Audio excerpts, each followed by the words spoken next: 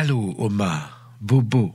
Mi sento Bobo da come sono visto che proprio ne era uno. Sinora, in quanto guerriero Masai, mi si baria ad essere piuttosto franco e poi sono andata a fare colazione in quello ristorante. No, modernità newyorkese, bedro e medallo rigio, dentro ai bicchierini un fagiolone, una vituccia in banzetta e un schrizzo di guacamole.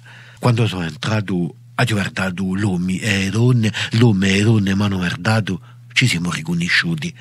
L'uomo sono tutti specchiettini e donne sempre giovani, calcoleggiano, scrivacciolando la toaglia ad una mina nervosa e calorie di uri basta bene, a porzione una gota di buona consente. L'uomo si barattano aggettivi, mica oggettivi, non t'ho guardato i vino che li si succiuleggiano e labbra vagiarine e l'occhi bisa di beraria.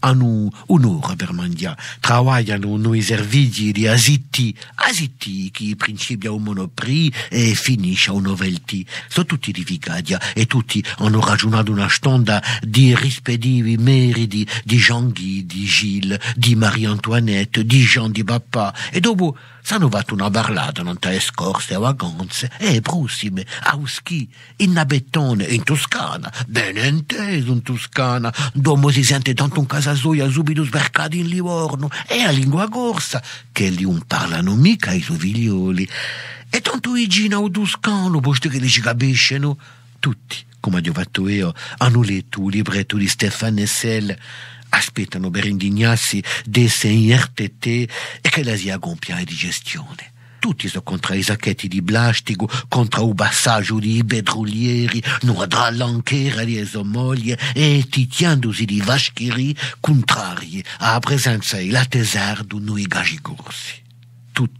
Tutti sono contro il razzismo, sono come noi gertarabi, soprattutto quando li sono berberi.